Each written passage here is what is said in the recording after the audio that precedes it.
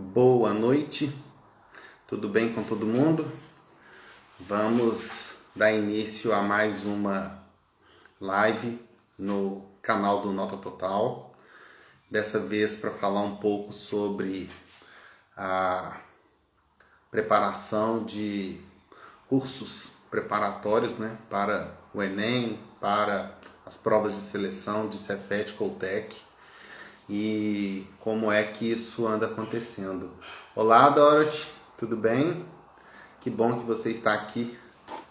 É sempre bom ter as pessoas queridas participando e você é uma delas. Muito feliz de ver que você está por aqui. Estou esperando minha convidada chegar. Assim que ela aparecer, eu vou começar a live. E hoje é para falar a respeito dessa situação aí de preparação de alunos em cursinhos e como é que isso funciona. Ei, Denise. Aqui, a Denise já chegou para ela participar. Oi, gente. Oi, Tudo bem? Joia. Bom dia, boa tarde, boa noite. Depende de onde a pessoa tá, né? Pois é. Na verdade, eu tô aqui já é boa noite, a gente já tá às 9 da noite e vocês estão começando a noite agora aí, né? Sim, tá um pôr do sol maravilhoso, inclusive. Nós não podemos reclamar aqui não, sabe? Embora as temperaturas não estejam lá tão sensacionais, mas o pôr do sol tem sido bonito nos últimos tempos. A gente tem ficado bem feliz com isso. Mas as temperaturas também não têm ajudado. Hoje Então, fez um calorzinho bom. é? Muito bem. Então, joia. Bom, a Denise, vou começar te apresentando, Denise, porque acho Ótimo, que fica excelente. mais fácil. Denise é professora de física, formada em física pela UFMG, tem quase 10 anos de experiência lecionando, tem experiência com ensino fundamental e médio, predominantemente com médio, e principalmente com cursos preparatórios, né, Denise? Sim, principalmente cursos preparatórios. É um nicho, Muito bem. assim, que muita gente acha que não, mas dá sim para seguir carreira. Pois é verdade. A gente não dá, às vezes, o valor que o curso preparatório tem. Eu acho que a maioria das pessoas que não dá esse valor é porque não conhece o trabalho feito lá dentro, né? Nós sabemos que eu te conheci no curso preparatório, então nós sabemos muito bem que é um trabalho de resgate, principalmente, dos alunos, né? Muitos vêm de escola pública com pouca bagagem. Sim, a nossa função é suprir uma necessidade, né, uma falta mesmo, preencher lacunas aí que ficaram bem, bem grandes, né, na educação dos meninos. Não que, assim, né, os professores do ensino médio não se esforcem, mas a gente sabe que, infelizmente, não dá para seguir tudo que é proposto ali pelos programas, né, que são propostos pelo ensino médio, ensino fundamental também, né, porque a gente também trabalha com os meninos de ensino fundamental do 9º ano. É. E assim, tem um trabalho que é feito bem direcionado, né? Assim, a atenção dada às provas, a atenção dada ao processo de cobrança, até porque nós sabemos muito bem que há uma constante modificação ou atualização desse processo, né? As questões não são mais questões só decoreba, como já foram no passado, e com os processos sendo aprimorados, acho que o principal foco que se tem é o Enem, mas há outros, né? E os alunos acabam precisando de professores que tenham essa perspectiva, né, de trabalhar com aquilo que vai ser concretamente cobrado, embora a escola tenha uma preocupação com o currículo, né, porque tem toda uma preocupação com um currículo de formação ali, que nem sempre é o foco do cursinho. O cursinho está preocupado com aquele processo específico, né? Mas eu acho que com a inclusão, né, do Enem, isso já vai fez, na verdade, ano passado, 10 anos do Enem como vestibular nacional. Esse ano, se eu não me engano, na verdade, ano que vem, por exemplo, o FMG vai fazer 10 anos de primeira e segunda etapa com o FMG. Eu acho que os cursinhos eles têm levado não mais para esse lado focado em questões clichês, em questões decorebas, e mais em questões de raciocínio, de conceito. Por exemplo, o Enem ele tem uma carga conceitual pesadíssima, assim, né? Então, o aluno ele precisa estar preparado para entender o processo muito mais do que resolver questão, né? Do que resolver aquele item ali que está sendo proposto para ele. Então, eu acho que ao longo do cursinho também tem mudado um pouco o foco e talvez se encaixado um pouco mais ou chegado um pouco mais próximo do que seria o papel da escola mesmo, né? Eu tive um probleminha aqui, deu uma flutuada, mas aí agora já voltou. E é isso, eu concordo que os cursinhos têm tido essa preocupação de se aprimorado nesse sentido, né?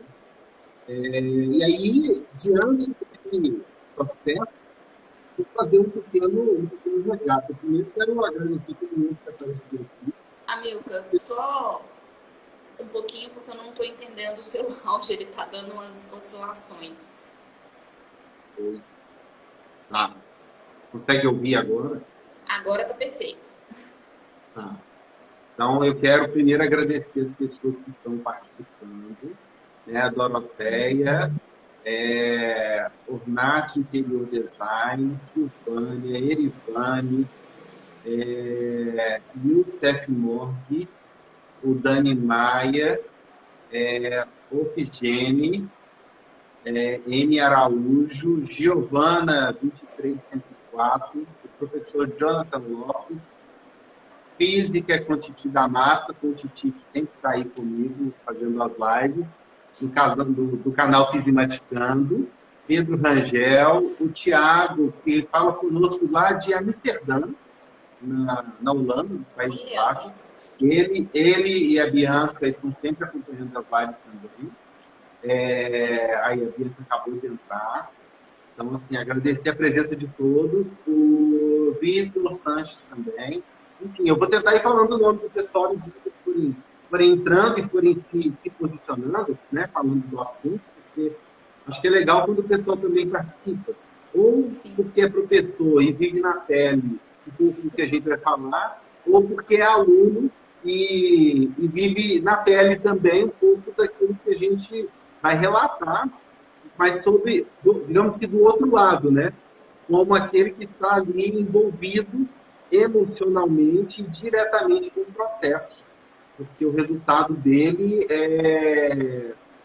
é aquilo que vai ser a consequência para o aluno, né? Então a gente tem isso. Mas então, antes de falar de mais alguma coisa, vamos lá. Um breve histórico desse processo. No ano passado já tinha pandemia, os cursinhos e as escolas passaram por um processo de ficarem fechados um tempo, e o próprio governo federal adiou o Enem. Agora que... Hoje completa um ano da decisão de fechar totalmente as escolas, né? Então, hoje a maioria dos professores está comemorando, na verdade não é uma comemoração, mas está completando aí um ano de última aula dada em sala com os alunos, né? Exatamente hoje, no dia 18 de março. Foi quando nosso prefeito... A data derradeira para fechar as portas. Sim, aqui em BH foi... Acho que foi geral, assim. A maioria dos lugares se variou, foi 1 ou 2 dias. Mas a semana mesmo, que completa um ano, de última semana de aula, foi essa. Semana do dia 17 de março. Para nós aqui em Portugal foi há 2 semanas atrás.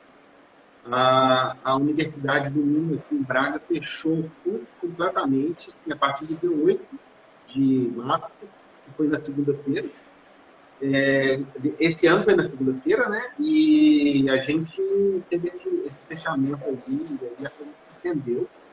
Mas o processo, sim, passou por uma série de mudanças e de adaptações que foram a respeito da situação de fechar e o próprio governo adiar o Enem. Né? Foi aquela situação confusa, inclusive, com votação, em que todos saíram perdendo, né? Porque a data foi escolhida pelo próprio governo aleatoriamente, sem respeitar a própria consulta pública, e isso já criou uma situação de tensão, né?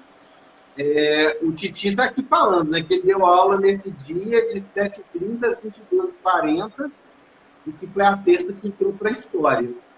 E a Doroteia, que é a nossa colega também, professora, está falando que o último dia dela foi dia 17 de março. Então é isso, né? Foi nesse período aí. Eu acho que entre 15 e 20 acabou sendo a semana em que um outro segmento fechou, né? Mais precisamente, então a gente tem ali as datas de 17 e 18 como as que englobaram a maior parte deles.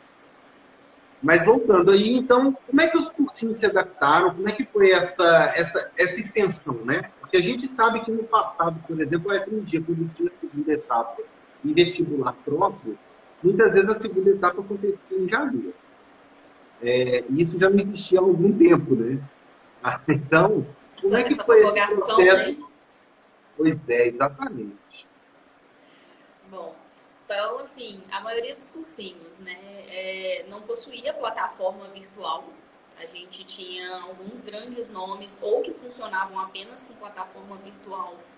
E aí, para eles, foi um pouco mais tranquilo.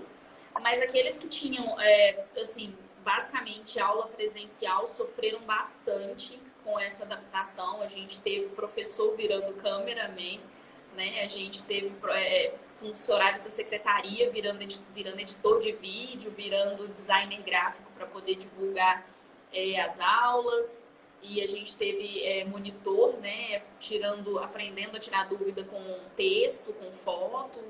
E aí usou-se de todas as ferramentas possíveis até aquele momento ali. Então, o início do ano passado, né, acho que até mais ou menos agosto, assim, foi adaptação. Acho que de agosto para frente a gente teve ali realmente, né, pronto, definimos quem vai fazer o quê, quem vai seguir qual função. Acho que a gente pegou o embalo e foi até o fim do ano assim. Só que o conteúdo ele é programado, né? Ele é programado para começar em fevereiro, por exemplo, para a prova do Enem, e terminar em outubro. Então, a maioria dos cursinhos, né, se não todos, já tem todas as aulas meio que calculadas, né? Então, a primeira semana de março é aula 1 e 2, né? A segunda semana de março é aula 3 e 4 e assim por diante. Então, a gente tem uma programação. E aí, chega agosto, né, a equipe de preparação, a equipe de planejamento, ela se vê numa posição de fazer uma reorganização de conteúdo. Então, o que eu vi acontecendo foram conteúdos dados, né, com muito mais calma. Então, o chamado extensivo, né, que a gente costuma nomear aí, né, que vai do início até o final do ano, ele foi muito mais extenso do que era programado. Então, a gente acabou, né, unindo o útil ao agradável. Então, a gente tem que se adaptar a esse novo modo de ensinar, de lecionar, né? Sem ter, porque eu ouvi esses dias de um coordenador meu que a gente é muito carente dos alunos, né?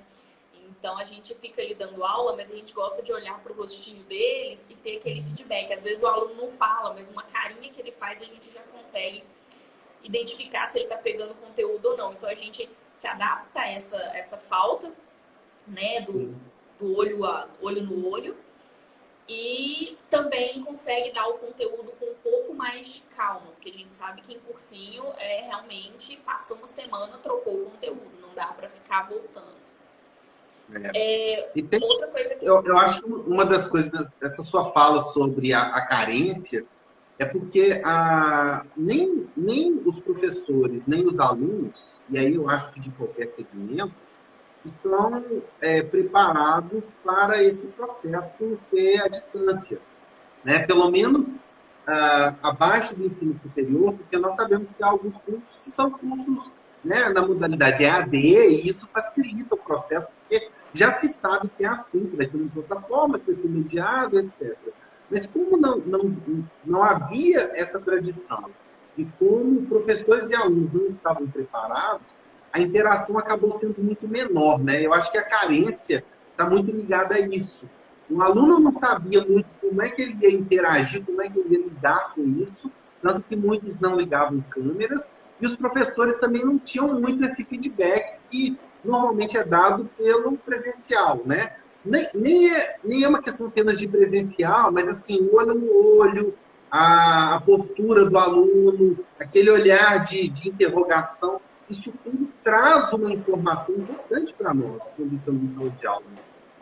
Tanto que vários colegas, né, vamos dizer, no último dia de aula, na última semana de aula, os alunos resolveram fazer uma surpresa, porque normalmente, né, a pessoa acorda lá às 7 horas da manhã, vai ligar uma câmera, ela não se arruma, ela tá lá toda estrupiada, né? E aí, às vezes, ou simplesmente quer apenas escutar a aula, né? Já aconteceu. E aí, na última semana de aula, meio que para falar assim, olha, professor, eu tô com você, ou então, numa semana que os alunos perceberam, né, que o professor estava assim um pouco desanimado, muitos alunos acabaram ligando a câmera, mandaram mensagem aí no grupo das turmas, falaram, ó, vamos ligar a câmera. E isso, assim, trouxe meio que... Eu vi muitos professores chorando com isso, sabe? Uma amiga minha mesmo, ela estava dando aula, ela não percebeu que os alunos... Ela estava tão, sabe, imersa na aula dela que ela não percebeu. Aí na hora que ela foi olhar a tela, assim, que ela viu que tava todo mundo lá com a carinha, nossa, ela simplesmente começou a chorar, ela não conseguia continuar, porque assim, faz muita falta, a gente sente muita falta de vocês, assim, dos alunos. Sim, né? é verdade. E eu acho que os alunos também, desculpa, eu acho que os alunos também, em um primeiro momento, ficaram com medo de ficar desamparados, né? Porque tem aquela questão de, nossa, se eu tiver dúvida, como é que eu faço? Né? O professor não vai conseguir ficar olhando a tela ali toda hora, né? Então, eles ficaram com muito medo de se sentir desamparados, mas obviamente a gente conseguiu contornar a situação, né? A gente colocava uma outra pessoa ali para poder tirar a dúvida, para poder repassar a dúvida para o professor, e isso foi muito legal, assim. E o processo de ter aulas em janeiro foi tranquilo? Como é que isso aconteceu? Porque, assim, rompe com a estrutura de calendário que famílias e cursos preparatórios e o próprio processo seletivo tinha programado, né? Eu sei que a pandemia rompeu com tudo que tinha sido programado, né? Então, por uma questão óbvia, a gente esperava que tivesse alguma situação atípica. Mas dá para dizer que como é que foi essa experiência? Então, o que eu vi, né, acontecer, a maioria dos conteúdos, assim, dos cursinhos que eu conheço, acabou em dezembro, né? Era normalmente programado para acabar em novembro, então aí com período de adaptação, né, fechamento total das unidades, não podendo nem mesmo funcionário ir lá para poder gravar aula, então a gente acabou tendo um hiato aí de alguns dias, e esse hiato ele foi suprido ali no mês de novembro mesmo. Então, a maioria dos cursinhos eu vi que terminou o conteúdo em dezembro. E aí, janeiro ficou a cargo de revisões gerais, ou revisão para, sei lá, provas específicas, porque a gente não tem apenas o Enem, né? A gente tem também vestibulares que ainda possuem segunda etapa, como a Unicamp, a Unifesp, né? Então, assim, existem ainda alguns vestibulares que possuem segunda etapa, e isso também possibilitou aqueles alunos que ficaram assim, tá, com o Enem vindo em janeiro e eu meio que sem nada o que fazer, eu posso sim tentar esses vestibulares. Então, eu vi também muitos alunos, muitos vestibulandos, abrindo esse leque de opções, tentando em outros estados, São Paulo, Rio de Janeiro, né? A própria Universidade de Brasília também. Então, tentando outros vestibulares, aproveitando esse tempo aí para poder para poder tentar outras opções, porque o Enem, querendo ou não, você concorre com muitas pessoas, então acaba que a nota de corte fica um pouco alta dependendo do curso, por exemplo, medicina, né, que a nota já é absurda, tendo um vestibular para o país inteiro e uma pessoa lá do norte podendo estudar lá no sul, uma pessoa aqui do sudeste podendo estudar lá no centro-oeste, então assim, acaba subindo a nota de corte no geral. Então, foi interessante que esses alunos conseguiram perceber que existiam outros vestibulares que eles poderiam fazer além do Enem, né? Além do SISU. Pois é. O Tiago está aqui perguntando, o Tiago lá de Amsterdã, se a falta de preparação informática das escolas foi proposital ou se a infraestrutura é mesmo algo precário ou algo que não tem essa condição, né? Tá. Assim, proposital eu acho que não, né? Acho que a escola ela sempre tenta trazer o melhor. Eu acho que o que aconteceu foi realmente uma falta de gestão de crise. Então, assim, ninguém nunca esperava que de uma hora para outra você precisasse mudar totalmente o seu modelo de ensino.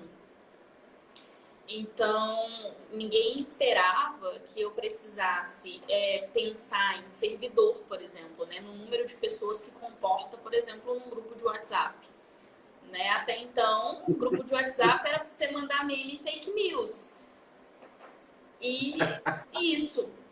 Então, assim, aí de repente você precisa criar um grupo de WhatsApp de uma turma de alunos, que às vezes, ou de mais de uma turma, né, para poder facilitar ali né, a logística da coisa. Isso. E o WhatsApp não suporta, acho que ele suporta 500 pessoas agora, mas no ano passado, se eu não me engano, ele suportava 250. Então o próprio WhatsApp percebeu que precisava aumentar o número de pessoas no grupo, porque estava, né, tendo demanda para esse monte de gente. E aí muita gente acabou migrando para outros aplicativos, como o Telegram, né, que tem um limite maior de pessoas, ou o Hangout. Então, assim, eu não acredito que tenha sido proposital. E realmente, gente, normalmente é muito complicado uma empresa, vamos supor, de pequeno porte, né, um cursinho de pequeno porte, ter ali um funcionário de TI. Isso é muito complicado. Normalmente, quem tem um funcionário de TI que vai criar uma plataforma do zero, uma plataforma multimídia, interativa, são cursinhos maiores, são cursinhos de grande porte, né? Então, geralmente, cursinhos que têm mais de unidades em vários estados. Esses cursinhos conseguem, sim, e inclusive eles já tinham, né, essa plataforma com videoaulas gravadas, com um processo todo pronto para transmitir aula ao vivo, né, com material digital. Então, assim, foi um pouco mais tranquilo para esses cursinhos. Agora, cursinhos menores, realmente, não tem o cara do TI. O cara do TI foi o cara da secretaria que estava ali, vou colocar entre aspas, sem fazer nada, né? Por quê? Porque não estava podendo atender ninguém presencialmente. Ou era o professor que estava com mais tempo livre, né? Então, no cursinho, tem professores que dão aula no ensino médio e esses, assim, se desdobraram triplo, né? Porque eles tinham que cumprir com avaliações. O professor do cursinho, ele não tem essa função diretamente, né? Então, se ele tiver essa função, é algo à parte, né? Algo que ele assume à parte. Mas tinham professores que davam aula em cursinho e no colégio ao mesmo tempo. Então, esses realmente tiveram aí que cortar um dobrado. Imagino. Inclusive, uma pergunta que a gente não tinha nem conversado sobre ela, mas que eu vou me permitir fazer, é como é que ficou a situação de aulas gravadas. Porque a gente sabe que o professor recebe por hora aula, né? E tem ali um pacto, né? Tem ali um contrato de como é que vai ser o processo de aula. Tem os plantões nos finais de semana, tem aquelas aulas extras, enfim. Todo mundo que está envolvido com esse processo seja aluno que participa dessas aulas, seja um professor que está ali dando essas aulas, a gente sabe que isso tudo aí acontece. Mas a questão das aulas gravadas, ela acabou criando um certo mal-estar em alguns professores e em algumas instituições que não tinham isso bem definido. Como é que você vê essa situação, assim? Se você se sentir confortável para falar disso, eu gostaria de saber. Sem problema. Olha, o que eu vi, né? Eu vi duas situações. Uma situação foi aquela em que era combinado previamente um valor para a aula. Então, você gravava a aula, sabia que essa aula ia ficar à disposição do aluno ali pelo tempo que ele fosse precisar ou à disposição do próprio cursinho, né? À disposição da própria instituição.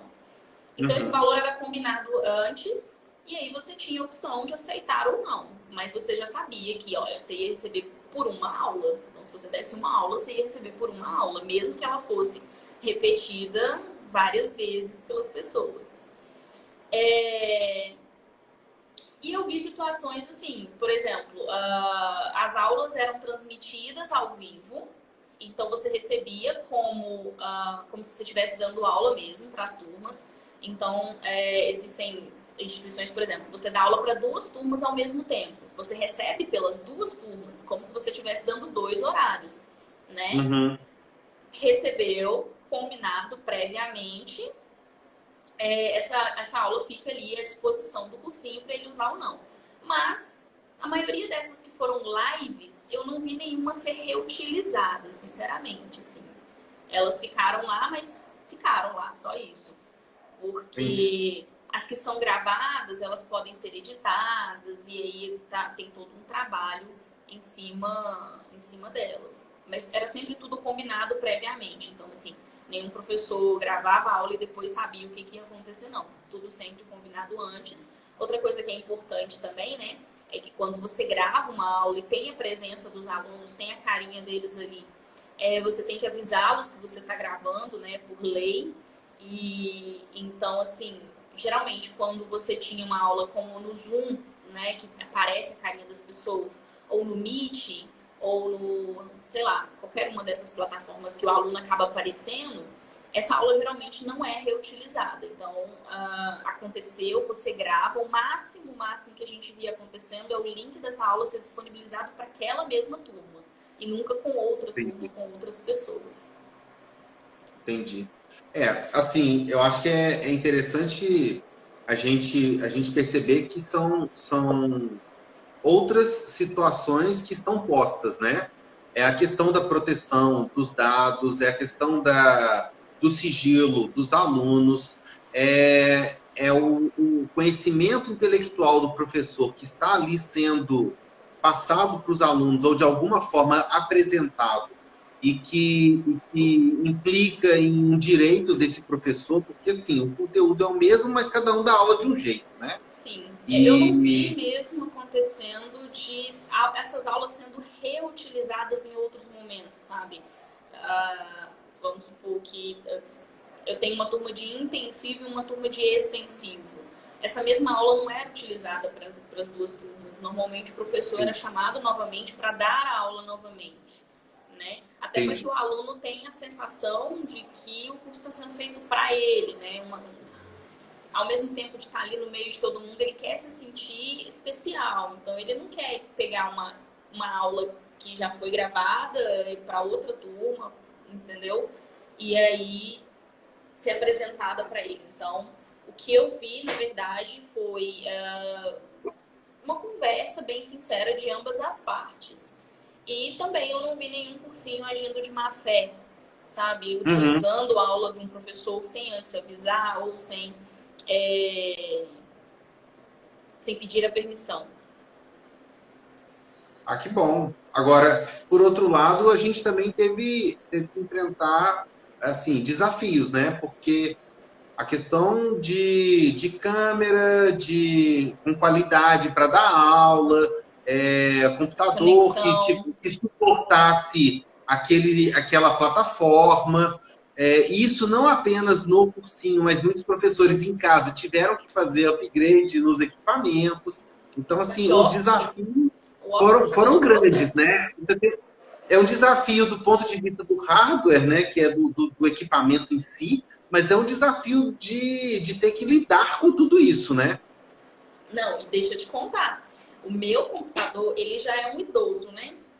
Ele é bem idoso, ele é bem velhinho. Ele resolve estragar bem na semana que entrou a pandemia. Ele estragou, simplesmente apagou, sumiu. Então, assim, eu fiquei um bom tempo sem poder. Eu ficava assim, gente, eu não posso mandar consertar, porque eu não sei quando eu vou receber, eu não sei quando eu vou trabalhar, eu não sei. Então, tipo assim, ficou nesse eu não sei, até que apareceu uma alma maravilhosa e me ajudou a consertar o computador, tá? Mas, assim, eu percebi muito isso, né?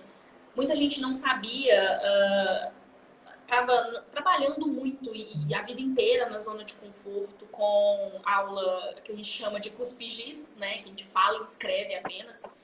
E aí se pega num momento em que você tem que utilizar outras ferramentas que você talvez via, achava interessante, mas nunca se propôs a mexer. Então, um PowerPoint, eu conheço muita gente que não sabia fazer um PowerPoint, montar um PowerPoint, né?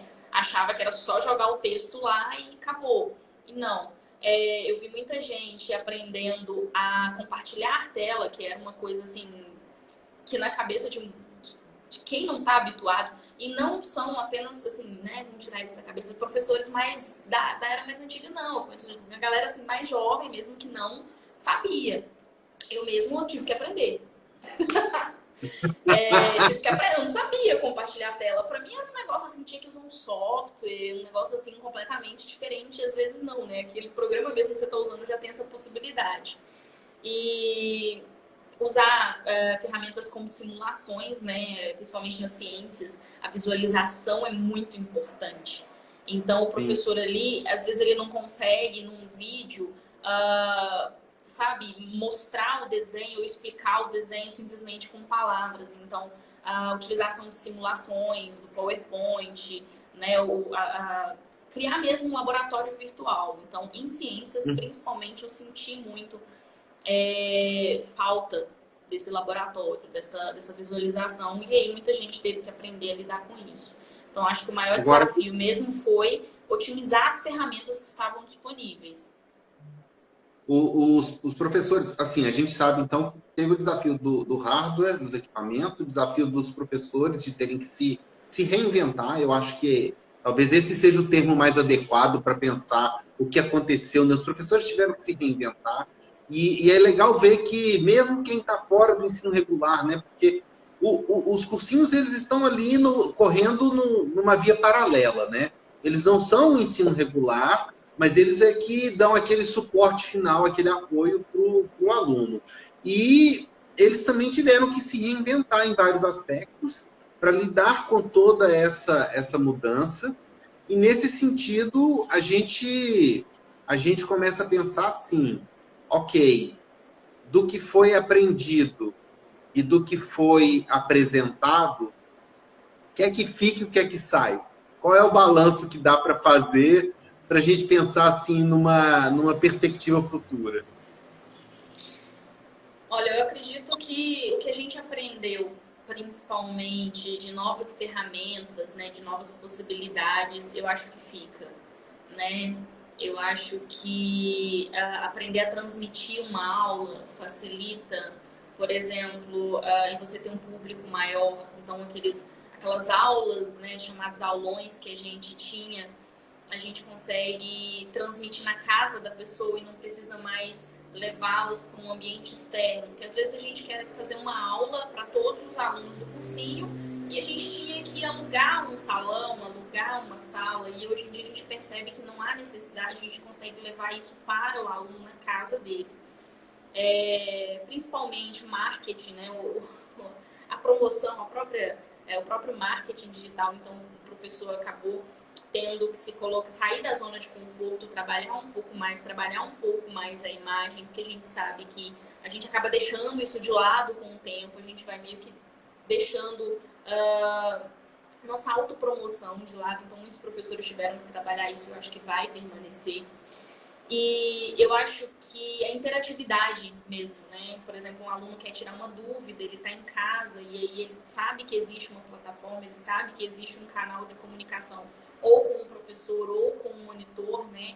Que ele pode ali, né, tirar a dúvida sem necessariamente ocupar aquele espaço do cursinho. Então, eu acho que uma coisa não vai acabar com a outra, elas vão se unir. Então, presencial volta, com aulas gravadas ali à disposição do aluno para ele poder tirar dúvida, com o canal digital para poder tirar dúvida, com monitores, com a própria comunicação com a direção, que antes a gente ficava com aquela ideia de que se eu quero conversar com a direção do colégio, se eu quero conversar com a direção do cursinho, eu tenho que ir lá na sala do diretor, né? E hoje a gente vê que existem outros meios, eu posso mandar um e-mail, eu posso mandar uma mensagem via WhatsApp, via Telegram e aí assim por diante.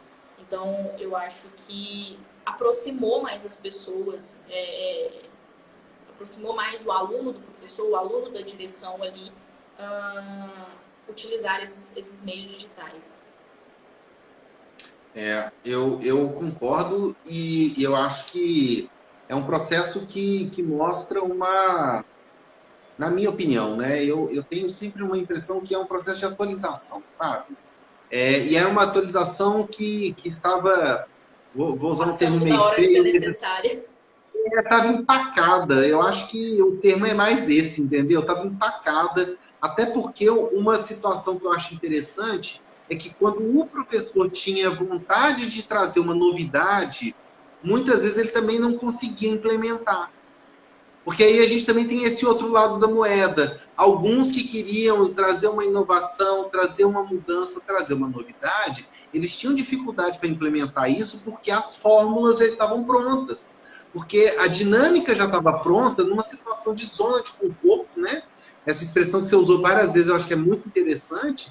E era uma zona de conforto para todo mundo. Então, a direção dos cursinhos estava na zona de conforto, então não queria mudar, não queria investir, não queria inovar, porque tem que ter um processo de investimento também, né? Se o professor teve que se reinventar, os próprios cursinhos também tiveram. Eles tiveram que abrir canais de comunicação e de acesso para os alunos. Eles tiveram que disponibilizar material que antigamente era trancado a 7 chaves, digamos assim, e que teve que ser disponibilizado para o aluno. Então, assim, eu acho que houve uma ruptura de diversas barreiras e que isso acabou trazendo uma certa atualização, um certo frescor para as aulas atualmente. E Tem um que termo que eu isso gosto tende a ficar, bastante. pelo menos a minha aposta é que isso tende a ficar, mas assim, qual é a leitura que você faz? Não, a minha que tende a ficar, uma coisa vai se unir à outra, né? Pegando a sua fala aí, eu acho que um termo que se encaixa perfeitamente com nesse novo modelo é a democratização, né? Eu acho que ficou um pouco mais democrático. O aluno, ele sabe a quem recorrer, e ele está ali muito fácil para ele recorrer. Né? Por um lado, para aumentar as reclamações, a gente sabe que existem muitas reclamações, mas também para os elogios, né? Então, assim, receber um feedback assim, via mensagem de texto é bem interessante. Eu acho sim que vai ficar, eu acho que essa conexão ela tende a se fortalecer, já tinha passado da hora de fazer essa atualização, porque a gente passou por muito tempo. Eu lembro do meu ensino médio, né, do meu início na faculdade, em que rolava uma briga, né, acontecia meio que uma briga mesmo, um embate entre a era digital e o método de aprendizagem. Então, assim, o celular era o demônio da sala de aula, né, o computador era o monstro do armário que impedia o menino de estudar em casa. E hoje em dia a gente consegue unir as duas coisas. A gente consegue pegar o celular, o menino tá ali andando no Instagram, né, tá ali zapeando, como a gente brinca, e aí ele passa por uma página de física, como a minha, e vê um videozinho de 1 minuto explicando um conceitozinho que geralmente gera dúvida.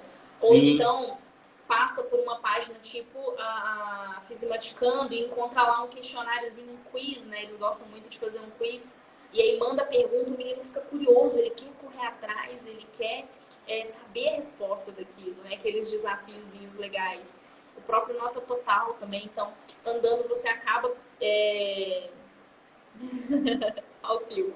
O Então, Fio- assim, o Fiozão tá aí dando um alô para nós. Eu beijo, vou filho. interromper um minuto, inclusive, Denise, nessa sua fala, só para agradecer também a Maria Clara Paiva, minha ex-aluna, está aqui. Tem criança na ciência, entrou. Malu Costa, Emanuel Silva, Pablo Júnior, tá com saudades de você. A Cássia, minha querida Saudades amiga também. que fez live comigo, está aqui. O Pierre entrou. A Lara, que foi nossa aluna no cursinho, Jamile, Bruna Vieira 40, a Adriana Drick Salles, que é especialista em Jane Austen, tem páginas e publicações, ela é Olha, amo pessoa, é genial. minha amiga, está aí também, dando um prestígio para nós. Manuela fala daqui de Portugal, Letícia Rodrigues, o Barão, meu amigo também. A esposa dele, Giovana, fez uma live comigo falando sobre terapias holísticas e como que isso ajuda os professores e tem ajudado muita gente mesmo. A Laide, que foi minha supervisora, está aí. Um Passo para a MED entrou Um passo para média é também. a Babi. Beijo, Babi. É? Eu Muito queria bem. comentar, só dar uma pausa aí na sua fala. Por exemplo, a Babi, né, Um Passo para Med, ela é um Instagram que ela relata a rotina dela de estudante. Então, muitos estudantes fizeram isso, né? Perfis para relatar a sua rotina e meio que para compartilhar dicas muito importantes. Então, por exemplo, a Babi, ela compartilha muita dica de redações, como redigir uma boa redação, né? Coisas que ela foi aprendendo aí ao longo dos anos e ela sentiu, assim, na necessidade meio de retribuir. E aí ela dá muitas dicas legais. Então, eu vi muitos alunos criando perfis que a gente chama de Studigram, né? Que é do estudante, o estudante relatando a rotina dele, o que ele estuda, como ele se disciplina, como ele divide o horário. Então, assim, isso ajuda bastante até mesmo aos professores para entender como é que está sendo passado para o aluno, como ele está recebendo todo o nosso esforço. Né? E assim, a sua fala de democratização, eu acho que tem muito a ver com isso, né? Porque os alunos se sentiram mais à vontade para divulgar as rotinas de estudo, de preparação, as dicas que deram certo para eles. Muitos alunos aproveitaram para falar de professores ou de páginas que trouxeram um conhecimento mais acessível e mais interessante. Então, assim, eu sei que a sua página foi uma delas, a do Fismaticando com o Fio e o Titi foi outra página dessas. Então, é legal ver o quanto os alunos se ajudaram falando da própria rotina, falando daquilo que deu certo para cada um deles, e falaram também de professores e páginas que eles passaram a seguir, porque passou a dar certo estudar por aquele caminho. Então, democratizou e tirou muita gente que estava meio que escondida. Eu acho que tinha muitos talentos que não apareciam na rede e que, de repente, apareceram em função justamente desse comentário entre um aluno e outro, né? Sim. Então, eu acho que foi uma troca muito legal e os meninos, eles são muito empáticos, né? Eles gostam muito dessa troca, eles gostam de se colocar no lugar do professor, mas eles também gostam que o professor se coloque no lugar deles. Então, assim, eles, ao mesmo tempo que dão um feedback pra gente, eles também esperam um feedback. Eles esperam esse retorno. E aí é muito legal quando você pega um aluno que se propõe a colocar isso, né? A dividir com outras pessoas os próprios conhecimentos e também a mostrar que, apesar de estar sendo complicado, de estar sendo difícil, ele está ali todos os dias, está lutando. Eu acho isso muito interessante. Pois é. Deixa eu só terminar aqui a lista de agradecimentos. Espero não ter perdido ninguém. A Rita Silva, que é daqui de Portugal também, daqui de Braga. A Bárbara Rovessi, o Giuliano Cândido Batista, que é um amigo muito querido. Daniel Ifes também está aqui. E assim, é legal poder ver as pessoas compartilhando e poder ver esse processo de transformação da educação. E aí eu falo da educação no sentido bem amplo, no sentido lato, porque eu tenho certeza que na escola regular de ensino fundamental, ninguém volta igual para as aulas. No ensino médio, ninguém volta igual para as aulas, mas os cursinhos também não vão voltar iguais. Os cursinhos vão se adaptar a novas rotinas e a novas dinâmicas, principalmente porque agora, com esse acesso à tecnologia, uma série de situações acabam sendo resolvidas. Não apenas de logística de professor que tem que ir e vir, mas muitas vezes de conseguir fazer aulas dinâmicas, usar ferramentas digitais, porque os professores agora são capazes, eles agora dão conta de fazer isso, e essas instituições, principalmente o cursinho, que também sempre foi muito engessado, né?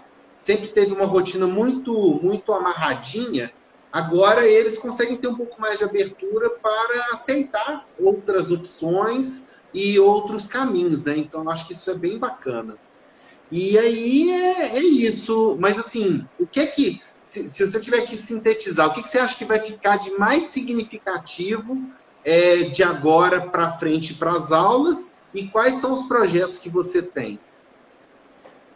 Eu acho que o de mais significativo, eu acho que todo mundo percebeu que não dá mesmo para ficar travado numa zona de conforto e achar que aquele método que está sendo utilizado no momento ele vai funcionar para sempre. Então, eu creio que as pessoas elas vão estar constantemente buscando novas ferramentas, novas possibilidades. Eu acho que se iniciou um movimento aí que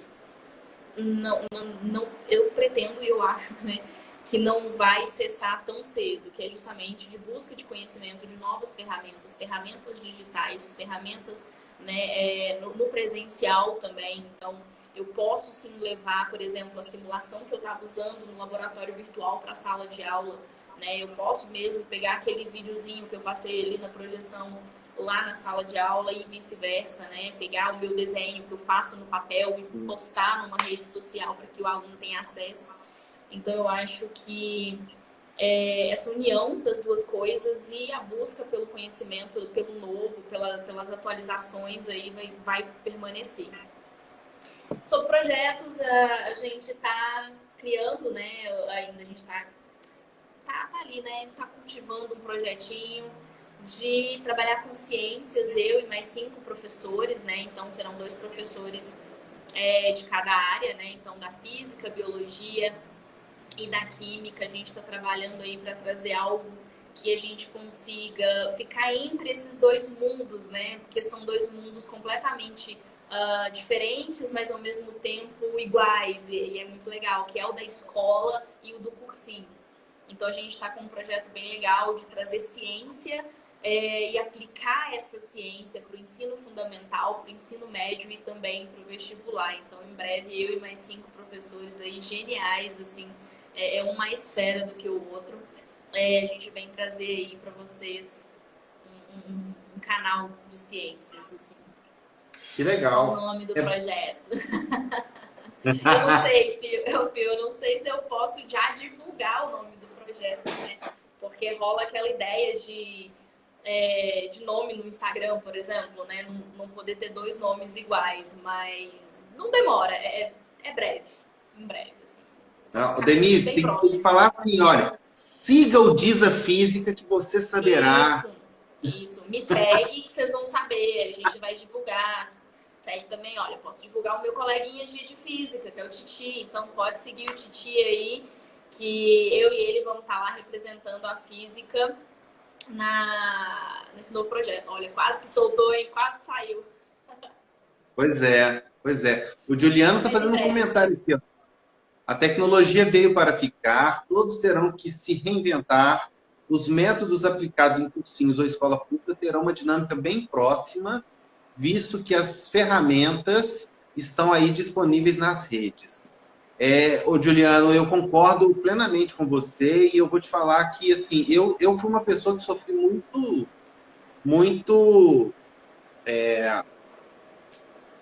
eu fui muito freado, digamos assim. Eu ia usar um outro termo, mas eu vou dizer dessa forma. Eu fui muito freado porque eu chegava com ideias para trazer novidades, para trazer dinâmicas diferentes, e é sempre muito difícil porque as instituições têm dificuldade para aceitar a mudança, e pior, eu acho que os alunos também têm. Porque o aluno está tão acostumado com aquele esquemão, entra para a sala, começa a aula, dura aquele tempo, que ele tem uma dificuldade para mudar um pouco essa participação, essa presença e essa interação nessa dinâmica. Mas, com certeza, a pandemia trouxe essa novidade e a gente vai conseguir levar isso adiante, implementar. O Fio é uma pessoa também, né, muito querida, muito criativa, e a gente vê ali no Fisimaticando o trabalho dele, o trabalho do Titi, que tem sempre novidades. Assim como no Diza Física tem sempre umas novidades bem bacanas, tem sempre ali dicas, tem sempre orientações. Então é muito bom, porque nós tivemos a oportunidade agora de não só extravasar a criatividade, mas extravasar com aquilo que é o nosso talento, com aquilo que a gente é capaz de mostrar. Então, nesse sentido, eu também concordo. O que antes, Amilcar, era um processo individual, acabou tornando-se um processo coletivo. Então, antes um ou outro professor se propunha a fazer algo diferente e agora a gente percebe um movimento mesmo acontecendo e eu acho que é um momento, aí vai uma crítica à nossa classe, uma pequena crítica. Eu acho que é um movimento em que você tem que abraçar mesmo o coleguinha e se ele perguntar, olha, como é que eu crio um perfil, como é que eu consigo chegar nesse ponto dos meninos se interessarem, eu acho que é interessante, eu acho que é muito importante que a gente apoie o colega, né? Eu acho que é muito interessante que a gente divulgue, que a gente ensine se for necessário, né? Então, qual é a dinâmica do Instagram, como é que eu faço para poder alcançar mais pessoas, como é que eu faço uma postagem que instigue o aluno a buscar mais conhecimento, a te perguntar como é que eu interajo com as pessoas em rede social. Não é uma coisa fácil interagir, aparentemente mas não é fácil interagir com as pessoas. Então, eu acho que é um momento assim, de quem já está aí mais tempo, né, ajudar o coleguinha, se ele está disposto a começar, porque não é o momento e eu acho que nem deve ser a partir de agora o momento de guardar para si esses tesouros da internet aí. É verdade. A Adriana está falando aqui, né, que agora é a hora de compartilhar e colaborar com os colegas. Exatamente. Eu concordo também. O Fio está falando que a natureza acomodada do ser humano, às vezes uma receita fácil para alcançar o sucesso é melhor. Se seguir esse caminho que sempre deu certo, por que mudar? E que isso, ele acha que isso é lamentável. O Fio, eu concordo que é uma natureza acomodada, mas a gente também não pode esquecer que é uma natureza acomodada por todos os atores envolvidos. Nós temos falado aqui muito de professores e de alunos, e às vezes da instituição, mas tem um outro pilar nessa história que eu acho que é a família, que ela também tem que estar mais engajada. E que a pandemia também trouxe aí uma amostra de o quanto as famílias estavam um pouco afastadas desse processo. Mas isso é assunto para uma outra live, isso é assunto para tratar num outro momento, porque isso aí vai dar muita conversa ainda. E o foco agora nosso não é esse, né? Então é isso. Bom, a respeito dessa preparação para a volta às aulas e dessa experiência, então, Denise, acho que você fez aí um bom panorama de tudo que aconteceu e de tudo que está por vir. Tem mais alguma coisa a acrescentar? Não. Eu só queria mesmo pedir aos meus colegas que ajudassem sempre que um outro coleguinha precisasse de ajuda. Então, se você conhece um professor que não está muito bem ali nos PowerPoints, se você já tem um conhecimento, vai lá, ajuda ele, gente. Né? Ou então, professor de ciências, né? Eu trabalho com física, existem plataformas, existem ferramentas muito legais para se trabalhar com física, para fazer um laboratório virtual. Então, quem quiser pode me mandar uma mensagem, eu apresento para vocês algumas simulações, algumas ferramentas, alguns vídeos. Existem muitos canais legais no YouTube que eles são para professores. Por exemplo, posso citar um que é da UFMG, ele chama Ponto Ciência.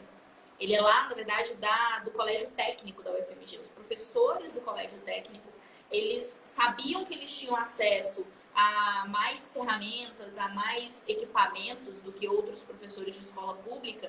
E aí eles propuseram a fazer o quê? Eles propuseram a criar vídeos para que os professores que não têm, né, nas próprias escolas, por exemplo, um Erlenmeyer, um balãozinho para poder ferver água, ou nitrogênio líquido, que é um negócio completamente assim, difícil de trabalhar e difícil de conseguir. Então, como eles têm acesso a isso, eles criaram vídeos, várias experimentações bacanas, sabe? Para outro professor poder utilizar. Então, eu acho essa pegada muito importante. Então, assim, ajudar o quanto puder o nosso colega. Assim. Muito bem. Então tá. Olha, Denise, assim, agradeço demais a sua presença aqui, a sua participação no canal. Acho que sua fala foi ótima. Espero que as pessoas tenham ficado aí com um gostinho de quero mais, porque a gente pode depois marcar de conversar mais sobre o assunto. Quem tiver qualquer tipo de dúvida, de pergunta, de física, procura aí o canal do Desafísica. É um canal bem bacana. O Fisimaticando, que é nosso parceiro de sempre, também. Então, sim, por favor, saibam que vocês estão com ótimas indicações para poderem estudar. Não se esqueçam que nós estamos aqui para trabalhar mesmo esse processo de partilha. Então, a ideia é mesmo poder trocar, né, informações e a gente trazer apoio aí para quem está estudando. Certo? Então, obrigada, gente, pela presença. Agradeço muito a escuta, né? E espero vocês. Mandam um direct aí para mim, perguntando quem quiser. Eu passo um monte de canais legais aí para quem está trabalhando à distância e precisa de uma ferramenta a mais, um link para indicar aos alunos, um vídeo, uma simulação, tá? Estou à disposição para ajudar. Então tá bom. Valeu. Até. Beijo, gente. Tchau.